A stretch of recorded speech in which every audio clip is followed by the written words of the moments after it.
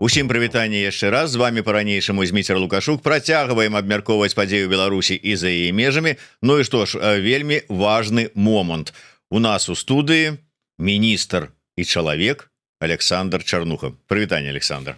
Прывітанне, Зміцер, прывітанне, сябры. Ну, я ўсё ж таки больш падрабязна скажу, што ўсё ж таки у нас пісьменнік, аўтар і вядоўца YouTube канала Міністэрства сепультура Александр Чарнуха, які падрыхтаваў сюрпрызы для прыхільнікаў сваёй творчасці і сваёй YouTube дзейнасці. Ну і ўвогуле, можа быть, нават прадзюсарская дзесьці дзейнасці, ці як, ці тут прадзюсарства не вельмі дарэчнае, ну скажем так, дзейнасці як распаўсюдніка і папулярызатара беларускай культуры. Не, ну слухай, чаму прадусаванне гэта акурат тое, чым я зараз займаюся, таму ты ўсё слушна сказаў. Ну вось бач, але давай пачнем з ведаеш, калі я убачыў абвестку у цябе у Фейсбуку, што свінні вяртаюцца, мне чамусьці адразу было такое перакананне, што ты зрабіў свінні 2, другі том там ці працяг свінней. Я так вау. Ну а потым как бы троху мяне апусціла на зямлю, таму што гэта не новыя свінні, гэта свінні старыя, якія ўжо скончыліся, але вот зараз вяртаюцца. Такім чынам, што адбываецца? Слухай, ну тое, што ў Беларусі адбываецца, тое адбываецца са свіннямі. Вяртанне свіней. Нічога не мяняецца, свінні старыя, ўсё па-старому. Таму тут нічога не змянілася, просто наклад кнігі, чарговы наклад кнігі скончыўся ўжо амаль год таму. Вось, і ён не дадрукоўваўся, і зараз з'явілася думка, што варта бы дадрукаваць яго, таму што ну шмат пытанняў было, а дзе купіць свіней, а куды зніклі свінні, а хочам пачытаць, а ёсць толькі ў электронным выглядзе, а мы любім папяровыя кніжкі. Таму вырашылі просто надрукаваць яшчэ адзін наклад, амбівалентны наклад і па-расейску і па-беларуску, каб у беларуса быў хаця б нейкі выбар. Ну што ж, вот бачыце, ўсё ж такі, хоць не пашыраецца пакуль што статак свіней, але тым не менш, вось, я вот стрымліваўся, ну не магу вот са свайго гадкага характару сказаць, галоўны свінапас беларускай літаратуры, тым не менш ось вырашыў не просто как бы вярнуцца с новым накладам, хай не с новымі свіннямі, а с новым накладам, але і давай уже такі анонс адразу зробім, даеш магчымасць людзям не толькі зараз набыць новую ізноўку кнігу, але і атрымаць аўтограф, ну і пагаварыць. Так, сёння ў музеі вольнай Беларусі ў Варшаве будзе творчая сустрэча са мной, мадэраваць яе будзе цудоўная Крысціна Дробыш, амбасадарка свіней, як я люблю жартаваць, галоўная фанатка твора, таму што яна займалася акурат яшчэ і аўдыёверсіяй кнігі. Вось, яна будзе задаваць пытанні, я на іх буду адказваць, паспрабуем зрабіць гэта весела, каб ніхто не заснуў. Вось, мне падаецца, што ў мяне атрымліваецца гэта рабіць, таму запрашаю шчыра, будуць свінні, будзе гвалт, як нехта жартаваў ужо. Ну не гвалт над свіннямі прынамсі. Як нехта жартаваў ужо, наступная кніга мусіць называцца «Гвалт свіней». Бачыш, мы думаем в адным накірунку там з тваім гэтым каментатарам. Ну я падумаю над гэтай прапановай творчай, магчыма, нешта ў такім ключы і зробім. Дарэчы, я буду цягам гэта нашай размовы выцягваць, выбачайце за тавталогію, з Александра інфармацыю, бо я ведаю, што ёсць у яго планы на новую ўжо кнігу, але пакуль што ён не хоча нічога там гаварыць, мы будем так вот как бы спрабаваць нешта па кропельцы з яго выціснуць. Але давай ўсё ж таки вернемся да гэтага нового накладу. Ты кажаш, вот з'явілася думка, што варта ўсё ж таки яшчэ адзін наклад. У каго з'явілася думка? У першую чаргу у мяне, у другую чаргу майго выдаўца Андрэя Янушкевіча. Мы заўсёды абмяркоўваем, як нам лепш зрабіць. Вось Андрэй заўсёды скептычны, у яго заўсёды дэпрэсія, ён заўсёды песіміст і кажа, кніжкі ніхто не купляе, яна будзе стаяць, Саша, навошта табе гэта? А ў мяне заўсёды аптымізм, таму што я бачу, што попыт ёсць, людзі задаюць пытанні, таму я разумею вось гэта просто запыт, і Андрэя пераконваю, ён такі, ну ладно, давай друкаваць. Слухай, а ці чакаў ты, ось калі першы наклад, да прыкладу, ладно, уже не будем на этапе, калі пісаў, а калі вось уже першы наклад трымаў у руках, что вось будзе такі поспех? Ну чаму слова бояться не будем гэтага? Не чакаў. Ну чаго гэтага слова баяцца? Мне падаецца, што мы мала сябе хвалім, і для мяне гэта тэрапеўтычнае пытанне. У тым ліку мне падаецца, што гэта поспех для беларускай літаратуры, дзе там наклад у 1000 асобнікаў ужо лічыцца нейкай перамогай, псіхалагічнай перамогай у першую чаргу, па-другое там нейкай просто там перамогай на кніжным рынку, калі вось кніжка по-беларуску выходзіць накладам у 1000, яна прадаецца там за год. Со свіннямі гэта адбылося больш за 1000, больш за 2000, таму мне падаецца, што гэта сапраўды поспех, і ну для мяне ён быў сапраўды нечаканым, таму што ну кожны там творца, кожны чалавек, які нешта стварае, спачатку думае, што ну нікому гэта не патрэбна. Ну усе мы творчыя людзі умеем у фрустрацыю, умеем у гэты там нейкія няўпэўненасць, сіндром самазванца, і натуральна ўсё гэта адбывалася і са мной. Таму калі там людзі пачалі пісаць, незнаёмыя мне людзі, не сябры, што важна, а незнаёмыя людзі, што ну блин, гэта класна, нам падабаецца, і водгукі на Гудрыц класныя рэйтынгі, і ввогуле атрымліваў шмат паведамленняў пра тое, што ну а што гэта напэўна пра мой райцэнтр напісана, ці пра мой, ці пра мой. Ну значыць гэта трапіла у людзей, значыць гэта ім спадабалася, гэта камплімент для кожнага чалавека. Дарэчы, наколькі я памятаю, выбачай, можа быць там дзесьці штосьці блытаю, але ж першы наклад свіней быў на рускай мове. Так, канешне, яны... Потым быў пераклад, плотка пераклаў.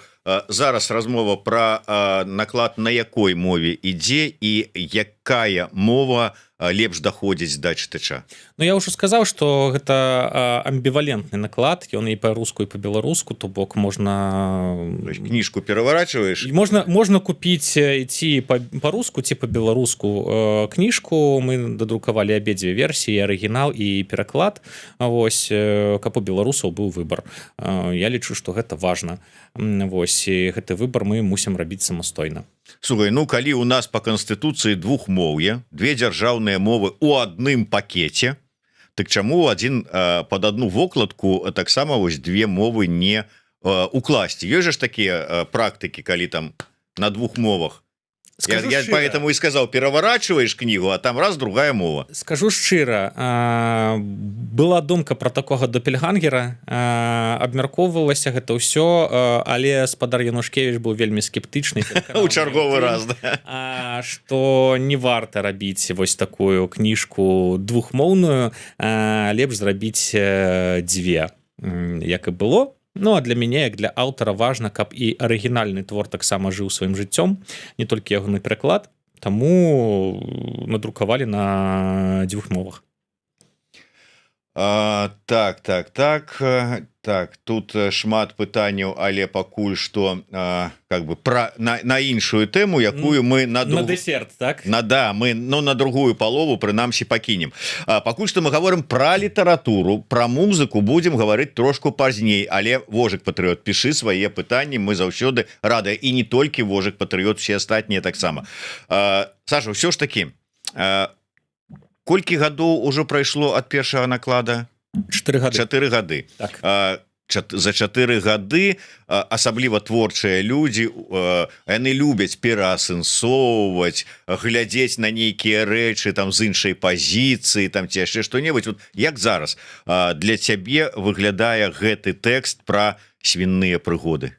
Ён па-ранейшаму актуальны, ён усё больш пераўтвараецца ў нон-фікшн, хаця ад пачатку быў фікшнам, і некаторыя рэчы, пра якія я пісаў, мне проста гратэскам падаваліся перабольшваннем. Зараз яны такімі не з'яўляюцца. Я гэта казаў на кожнай прэзентацыі, таму што кніжка была напісана яшчэ ў 21 годзе, і яна год чакала выдання, і ў 22 годзе яна ўжо пераўтварылася ў нон-фікшн, проста у помнік дыктатуры, у помнік бюракратыі і гэтак далей. Чым далей, тым больш мы рухаемся ў гэты бок. У 26 годзе гэта ўжо амаль дакументальны твор, мне падаецца, таму што у ім зафіксаваныя і падзеі 20-го года, у тым ліку, і рэальныя цытаты, якія проста могуць спрацаваць як флэшбэкі да пэўнага чытача, каб ён прачытаў гэтую цытату, узгадаў падзеі, ці ўвогуле, калі ён не ведае гэтых падзей, я не ведаю, ну усякае бывае, так просто мог пачытаць недзе і праз цытаты даведацца, што сапраўды адбывалася з намі ў 20-м годзе. Слухай, але з таго часу шмат што адбылося ў жыцці краіны і ў жыцці свіней, якія ёсць у гэтай краіне. Там пачынаючы, вот ты кажаш, ну вот базовыя такія даты, 20-й год, потым быў 22-гі год, потым былі іншыя падзеі. Усё ж таки не было жадання правесці гэтых свіней праз вось гэтыя трансфармацыйныя падзеі і паглядзець, як яны дзейнічаюць, чым яны жылі у гэтыя часы. Было жаданне, я правёў у пасляслоўі да рамана Свінні у апавяданні «Рука». Там акурат гэты твор напісаны ўжо пасля пачатку вайны, і у ім я зраблю невялічкую рэмарку. Гэтае, ось як это правильно сказать, апавяданне «Рука», яно ўвайшло ў кнігу «Гвалт». Ну фактычна пачынае гэтую кнігу. Так, гэтае апавяданне, гэта ёсць такі ланцужок ад свіней да ўжо наступнага нейкага этапу маёй творчасці. І ў гэтым рамане «Рука» мёртвы чыноўнік, якога выкапваюць струны, стары чыноўнік, нежывы, паказвае усім, дзе знаходзіцца сонік. Спадзяюся, метафору ўсе зразумелі.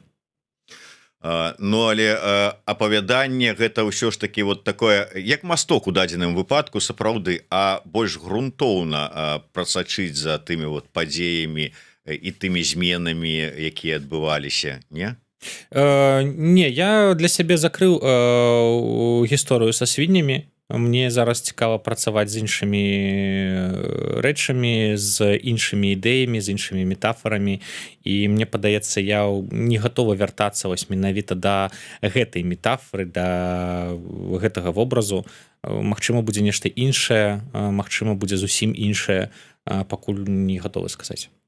Ну, як казаў наш агульны знаёмы з Александром, Джеймс Бонд, ніколі не кажы ніколі, так што ўсё магчымае, але на дадзеным этапе, творчым этапе, жыццёвым этапе ўсё ж таки пісьменнік Александр Чарнуха вырашыў са свіннямі гешэфт закрыць.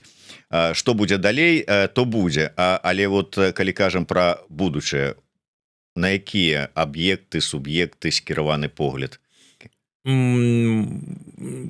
не гатовы зараз даваць нейкую канкрэтыку, але гэта будзе нон-фікшн. То бок тое, пра што як мінімум Александр, але паколькі ён тут разам з намі і мы, можа быць, разам з ім прайшлі нейкія пэўныя падзеі, перажылі, пераасэнсавалі і гэтак далей. Добра, зразумела. Такім чынам нагадваем, што сёння у музеі вольнай Беларусі ёсць магчымасць не толькі набыць кнігу «Свінні», два варыянта свінней, такія рускія свінні, да, да, такія беларускамоўныя, хаця ў прынцыпе цяжка сказаць беларускамоўныя ці рускамоўныя, таму што ў прынцыпе там вельмі шмат такога самабытнага, трасянкі там і ўсяго астатняга. Яна, дарэчы, захаваная і ў адным і ў другім варыянце, так што цікава чытаць. Ну, ёсць нюансы, як кажуць. Пагаварыць з Александром, атрымаць аўтограф, увогуле добра правесці час. Музей вольнай Беларусі 19:00. Подцягвайцеся, акурат пасля працы паспееце даехаць. Далей, ну не толькі гэтая прыемная навіна, ну тут две было навіны, што ўсё ж таки мало таго, што свінні вяртаюцца, так і ўсё ж таки Александр ужо садзіцца, сеў, працуе над новай кнігай, над новым творам. Але трэцяя навіна, што там у тваім канцэртным відэапраекце? У канцэртным відэапраекце на наступным тыдні выступіць Наста Рыдлеўская, вельмі таленавітая спявачка, артыстка, якую я вельмі люблю і якая стала папулярнай ужо вось тут у эміграцыі. Але я ведаю, што ў яе ёсць вялікая аўдыторыя ўнутры Беларусі, якая па пэўных прычынах не можа трапіць на яе канцэрт. Праект «Сепультура і лайф», ён для таго і створаны, каб беларусы адчувалі сябе беларусамі, дзе б яны зараз не знаходзіліся, ці то у самой Беларусі, ці то па ўсім свеце, куды зараз толькі не раскідала беларусаў.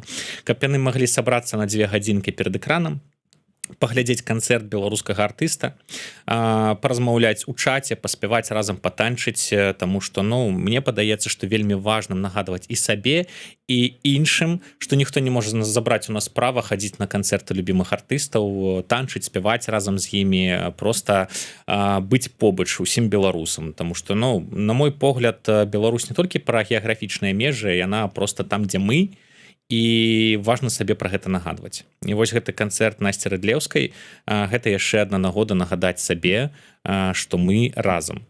Да таго ж гэта цудоўная нагода падтрымаць музыканта, таму што падчас канцэртаў мы збіраем данаты.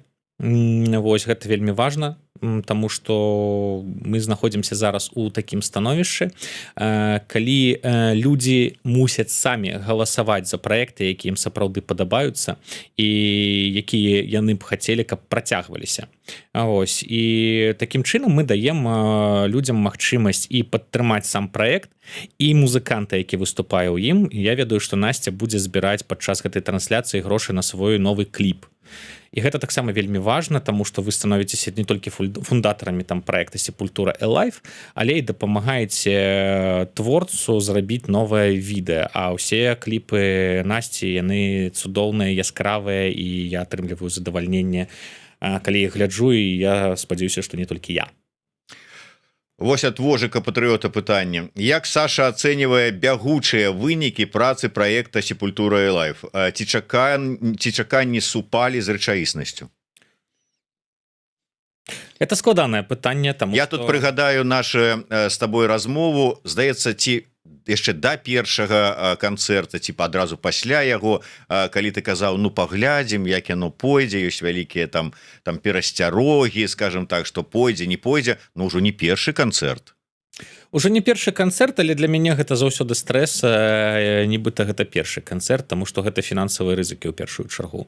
Вось, у нас ёсць зараз невялікі бюджэт, дзякуючы якому мы толькі частку тэхнічных выдаткаў на трансляцыю закрываем, але гэтага не хапае проста, ну, каб вось цалкам забяспечыць камфортнае існаванне праекту. Я ўжо не кажу, што моя праца, яна не закладзеная увогуле ў вось гэты бюджэт выдаткаў, а я прадусер, менеджер, бухгалтер, хост, псіхолог, грузчык і хто толькі не у межах гэтага праекту. Таму, ну, канешне, заўсёды ёсць пытанні, вось, як прыцягнуць увагу, як дагрукацца да людзей, каб яны просто прыйшлі на гэты канцэрт, паглядзелі на яго, і калі ім спадабаецца, просто падтрымалі грошыкамі важную справу.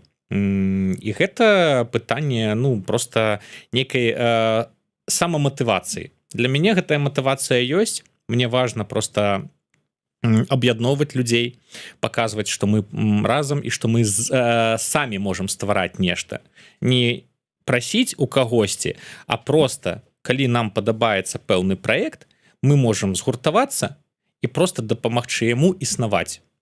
Просто зрабіць так, каб музыкант меў магчымасць фінансавую выступаць на гэтым канцэрце, каб людзі ўнутры Беларусі, якія не могуць падтрымліваць яго фінансава, маглі таксама глядзець гэтыя канцэрты. Просто гэта персанальная адказнасць кожнага чалавеку. Я на сябе гэтую адказнасць бяру, таму працягваю гэтым займацца. Натуральна, гэта, ну, эканоміка гэтага праекта вось у маім працоўным жыцці, яна не сходзіцца, канешне. Але для мяне гэта важна, таму я гэта працягваю. Усё астатняе, ну, музыканты выступаюць, каманда працуе, усё адбываецца. То бок, мае чаканні, значыць, адпавядаюць рэчаіснасці. Всё добра. Ці былі складанасці дамовіцца з кімсьці з выканаўцаў? Яны заўсёды ёсць, таму што ў пэўных там гуртоў нехта там паехаў у Беларусь, напрыклад, і не можа ўжо выступаць.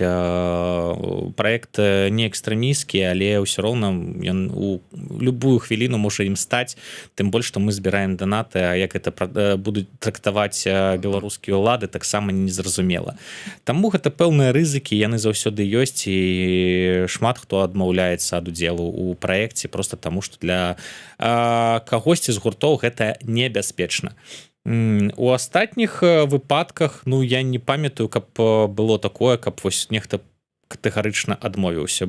Была одна адмова дастаткова дзіўная, там простое, что чалавек сказаў, что ну я не ведаю добра беларускую мову, я не буду выступаць, тому что ну вось для мяне гэта, ну я не хочу дыскамфорт адчуваць, ну і все, ну не, так не.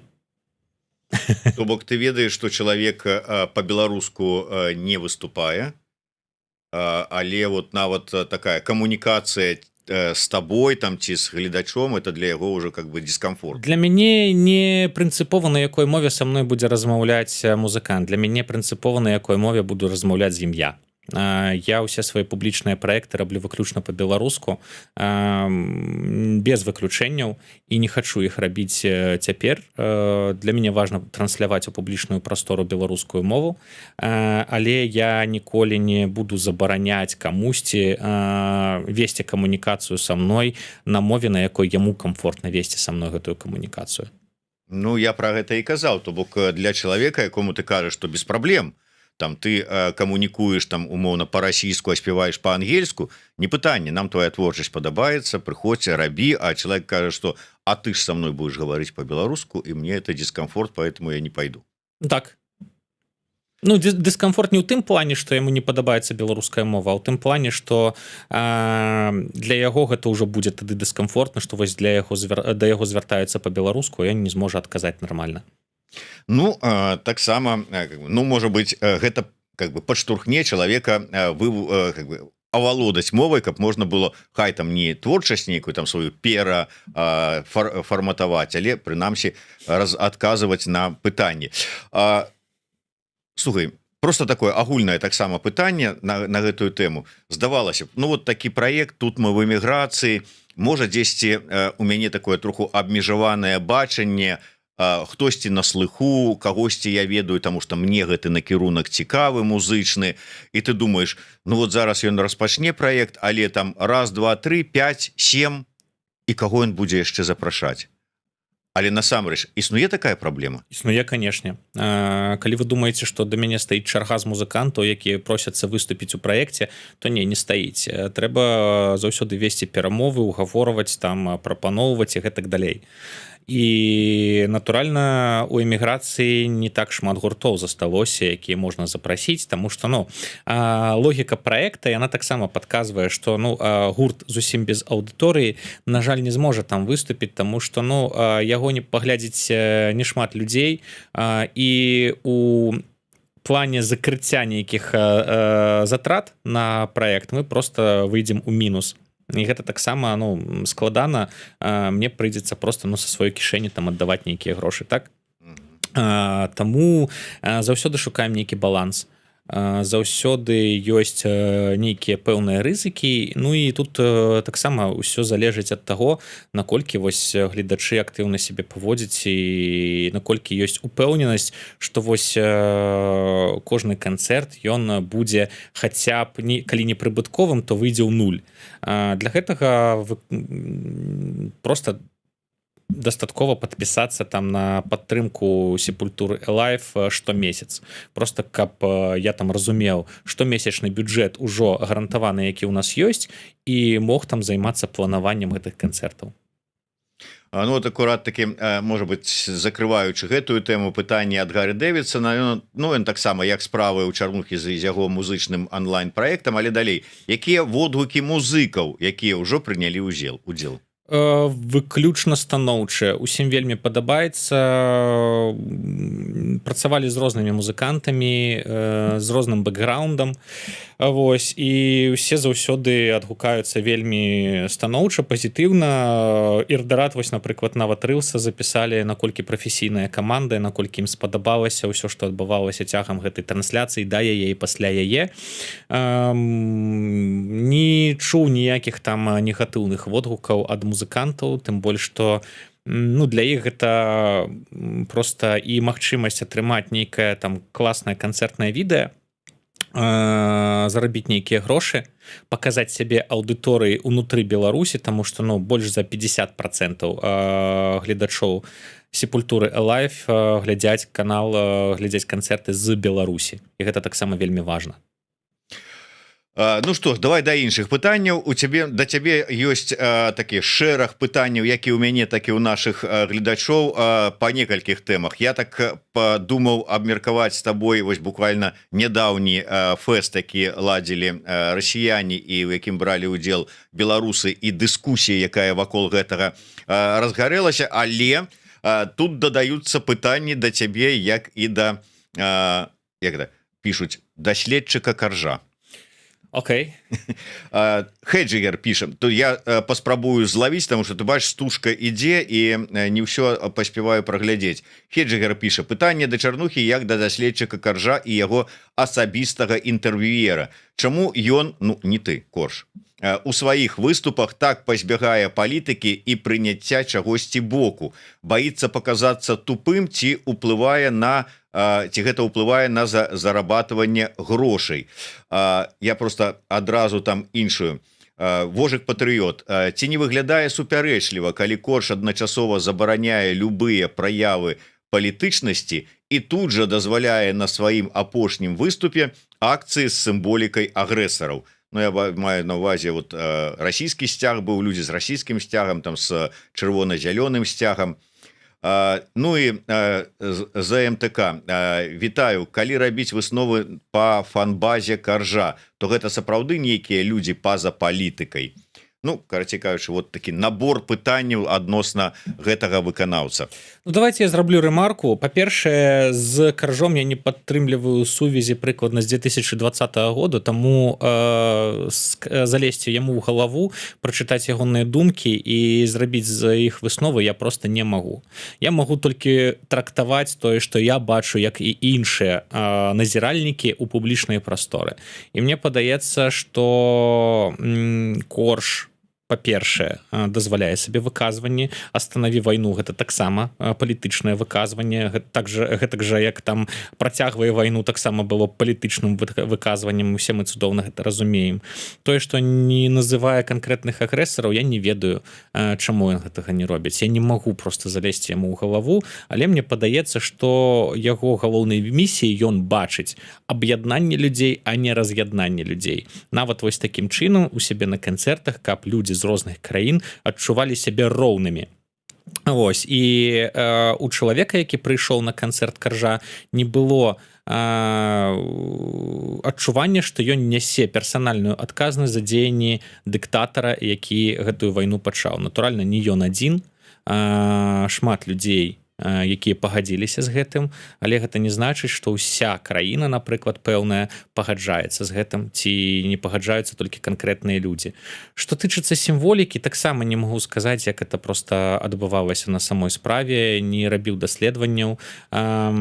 Я упэўнены, што Корж сам у новаўходзе не стаіць і не фільтруе сцягі, якія прыносяць на канцэрт. Калі гэта не забаронена правіламі стадыёна, напрыклад, то гэта дазволена, і людзі могуць прыносіць нейкую сімволіку, як было там, напрыклад, нават з даволі спрэчнай сімволікай, якую прынеслі на канцэрт у Варшаве, і вы памятаеце, што былі пэўныя скандалы у польскім грамадстве на гэты конт.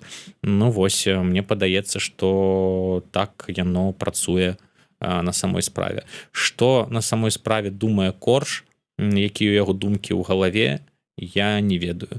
Ён вядзе дастаткова сціплую публічную камунікацыю ў сваім тэлеграм-канале. Ён звычайна размаўляе з аўдыторыяй галасавухамі на 5-7 секунд.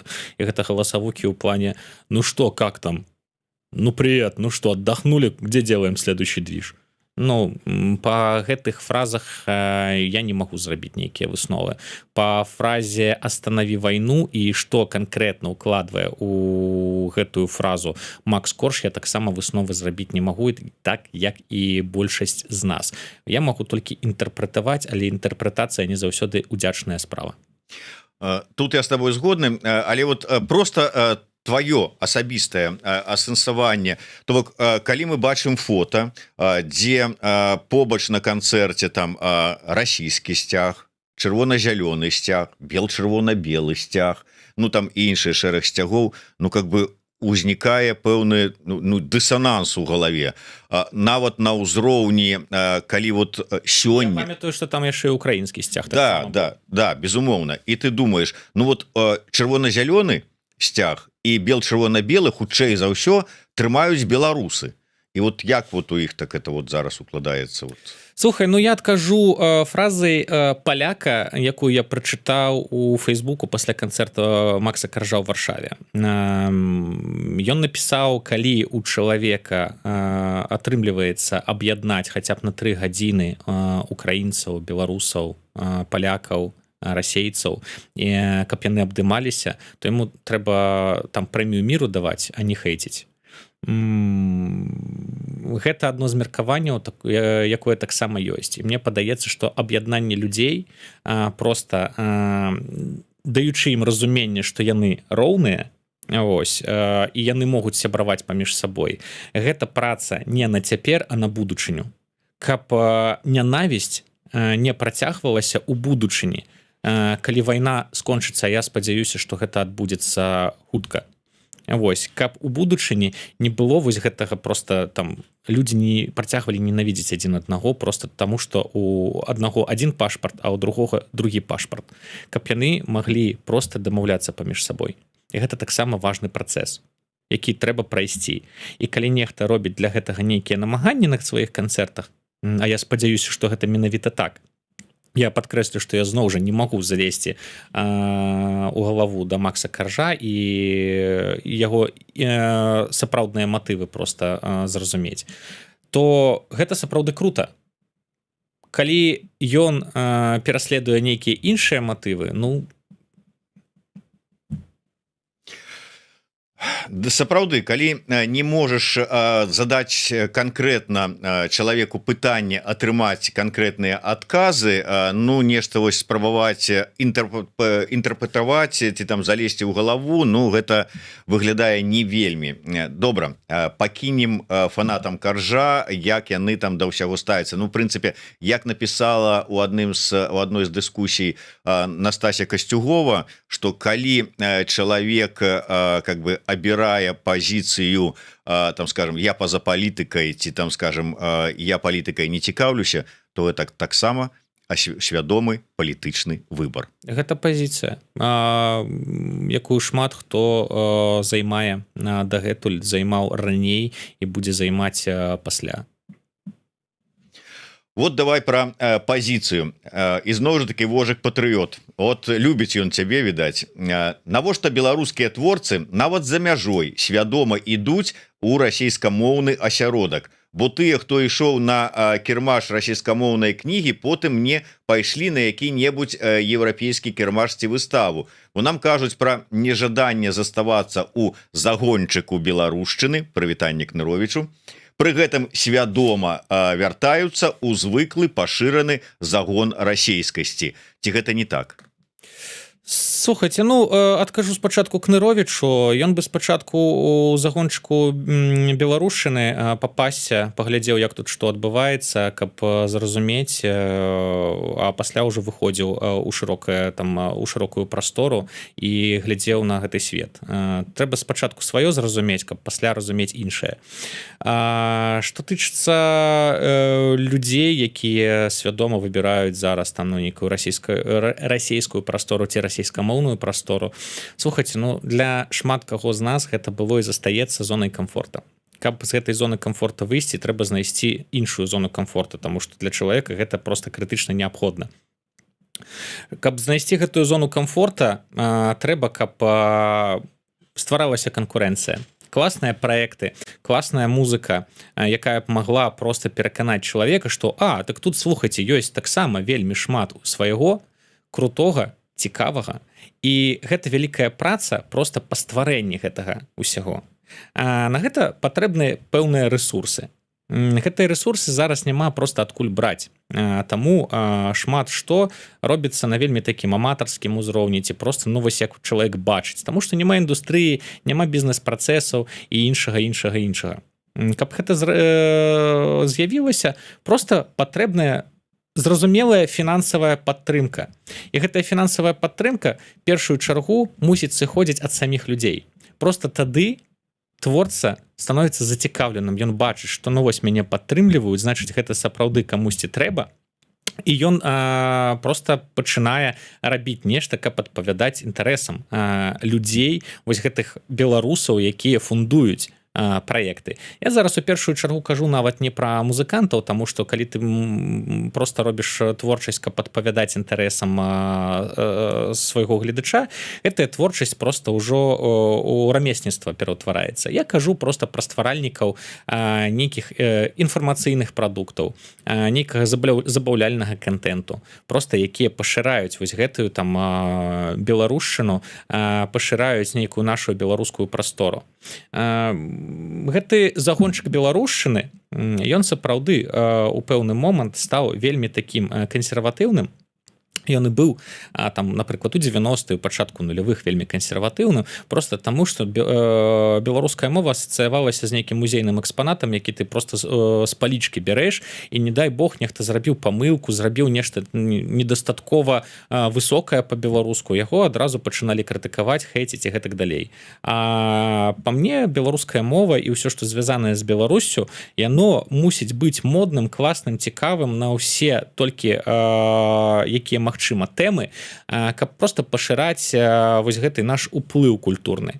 І просто таму пасля, калі у нас будзе сапраўды вось гэтая канкурэнцыя на вельмі высокім узроўні, ну чалавек зразумее, а навошта мне ісці там на канцэрт расійскіх выканаўцаў, калі у мяне вось беларускі ёсць, і ён сапраўды круты, і на яго варта схадзіць. І ўсе крытыкі там канцэрта на фестывале Out Loud, на які пайшло шмат беларусаў, ну я прапаную ім, па-першае, набыць квіткі на фестываль Грай, з якім я, як разумею, ёсць пэўныя фінансавыя праблемы, квіткі не прадаюцца нават пры тым, што лайнап дастаткова крэпкі. Падтрымаць беларускі фестываль, схадзіць на яго, паказаць, што нас таксама шмат і нас цікавяць беларускія артысты, якія выступаюць на гэтым фестывалі. Таму што напісаць допіс у Фейсбуку шмат розуму не трэба. Усе мы мастакі пісаць допісы ў Фейсбуку і крытыкаваць адзін аднаго. Ну, зрабіць нешта сапраўды вартае, цікавае, падтрымаць нейкі класны праект сваімі грашыма. Гэта сапраўды вось учынак. І мне падаецца, што з гэтага трэба пачынаць. Пачынаць з сябе, выдаткаваць сабе пэўны там бюджэт штомесячны, які проста размеркаваць на падтрымку важных беларускіх праектаў. Давайте пачынаць з гэтага, а не з проста крыкаў у сацыяльных сетак. Таму што гэтыя крыкі патонуць праз 2 дні. І яны не аб'яднаюць людзей, не прачысцяць галовы тым, хто пайшоў на нейкі фестываль, а наадварот зробяць вось гэты там разлом яшчэ большым у светапоглядах. Дарэчы, калі казаць пра музыкаў, якія там, скажем, выступаюць, не выступаюць, была такая, маўляў, там крытыка, навошта ісці, і тых, хто навошта ўдзельнічаць, і тых, хто крытыкаваў, ім у адказ я прачытаў такі каментар: мы так і што, будзем сядзець вот у гэтай сваёй беларускай бурбалцы, мы павінны выходзіць за межы, мы павінны ў глобальны кантэкст упісывацца, і поэтому няма чаго. Я так думаю, конечно, мы павінны выходзіць, мы павінны ўпісывацца ў глобальны кантэкст, але прычым тут рускія фестывалі? Ну, я таксама не пагаджуся з гэтай тэзай, што трэба выходзіць у глобальны кантэкст, таму што ніякага глобальнага кантэкста тут няма, тут проста яшчэ адна бурбалка з адной бурбалкі проста пераліваецца ў іншую. Глобальны кантэкст гэта калі ты ўдзельнічаеш там у польскіх фестывалях, там на якія прыязджаюць сапраўдныя хэдлайнеры. Так, там вось опенер будзе хутка. Буйнейшы фестываль, супер круты. Ну, зрабіць свой мэты і трапіць на гэты фестываль, паказаць сваю творчасць у глобальным кантэксце. Тады будзе пра што размаўляць. Пакуль, прабачце, няма пра што. Ўсё ж такі гэта іншая бурбалка. Таксама для вельмі абмежаванага кола людзей. Яшчэ адзін адказ мне таксама вельмі ўразіў, калі там сказалі, мы там как бы можа і там нормально ставимся там до хороших русских и все остальное, как бы вот есть свое там, давайте, сказали, что вы нам тут опять со своим этим ярым национализмом? То бок сваё гэта яры нацыяналізм, калі вот прыхільнік свайго. Слухай, ну па-першае, я не вельмі хачу каментаваць асобныя выказванні, таму што гэта дастаткова маніпулятыўна выглядае, і мне падаецца, што гэта не меркаванне большасці. Я ўпэўнены нават, што гэта не меркаванне большасці. Па-другое, ну у ярым нацыяналізме нічога дрэннага я не бачу, просто таму што яры нацыяналізм ён спрыяе развіццю унутранага рынку. Унутраны рынок гэта просто стабільнасць, бяспека і просто некая упэўненасць у сабе і ў сваіх сілах. Калі гэтага ўнутранага рынку не будзе гэтага ярага нацыяналізму, мы просто у выніку расчынімся ў іншай прасторы, якая прапануе просто больш камфортныя умовы, у тым ліку і фінансавыя. Вось і ўсё. Гэта пытанне нацыянальнай бяспекі ў першую чаргу. І з гэтым трэба лічыцца, і трэба гэта проста разумець.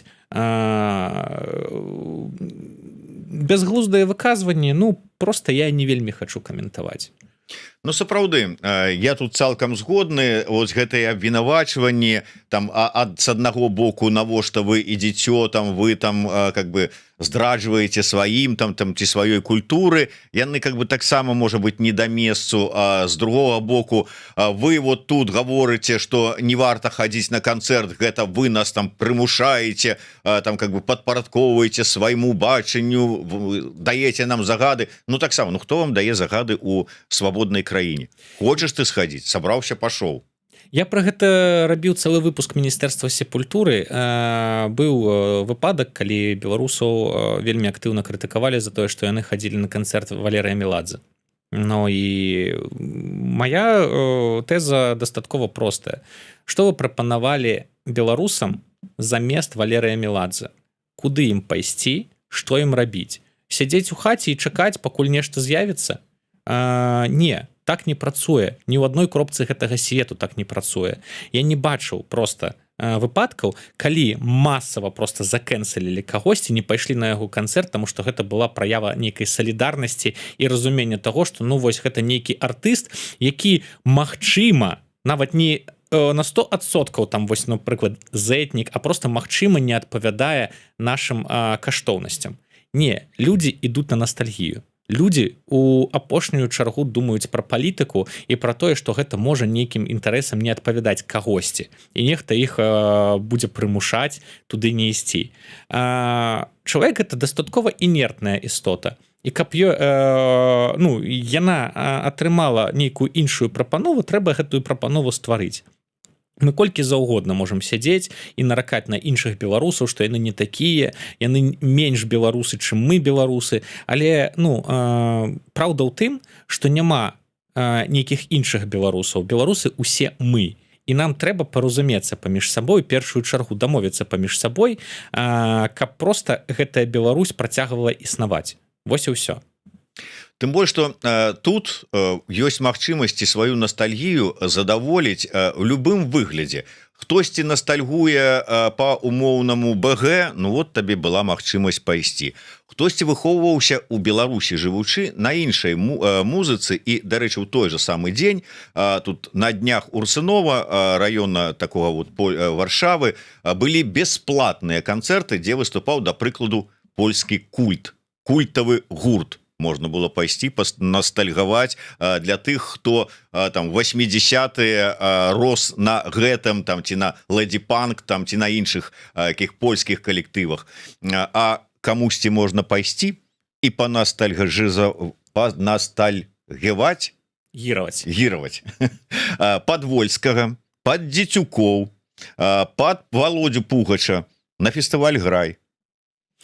Гэта асабістае права кожнага з нас, асабістае права кожнага беларуса хадзіць туды, куды яму хочацца схадзіць. Так працуе дэмакратыя, так працуе рынкавая эканоміка. Проста калі ёсць нейкі попыт, ёсць заўсёды і прапанова. Гатовы ли мы ствараць гэтую якасную прапанову, каб проста людзі галасавалі за яе таксама сваімі грашыма? Ну гэта ўжо іншае пытанне, яно экзістэнцыяльнае для нас зараз. І таму я просто заклікаю кожнага браць на сябе гэтую персанальную адказнасць і нешта рабіць для таго, каб вось гэтая прапанова якасная стваралася. Ну галасуйце сваімі грашыма, галасуйце сваімі квіткамі. Калі не, ну прабачце, я не вельмі люблю чытаць допісы людзей у Фейсбуку, якія просто здольныя толькі на прадукаванне непатрэбных сэнсаў, нецікавых думак. Таму скарыстайцеся дэмакратычнымі магчымасцямі, возьміце сябе у жменю і прыйдзіце сёння у музей вольнай Беларусі на сустрэчу з Александром Чарнухам, дзе можна будзе прагаласаваць рублём, купіўшы кнігу «Свінні», кнігу «Гвалт» і атрымаўшы асалоду ад размовы. Тым больш, што там будзе цудоўная свінапаска Хрысціна Дробыш. Хрысціна без негатыву. Дзякуй вялікі ўсім яшчэ раз. Не забывайцеся пра канцэрт на наступным тыдні. Сепультура Элайв, Наста Рублевская. Наста Рыдлеўская, Сепультура Элайв, чацвер 20:00 па Менску. Да сустрэчы, жыве Беларусь. Жыве вечна.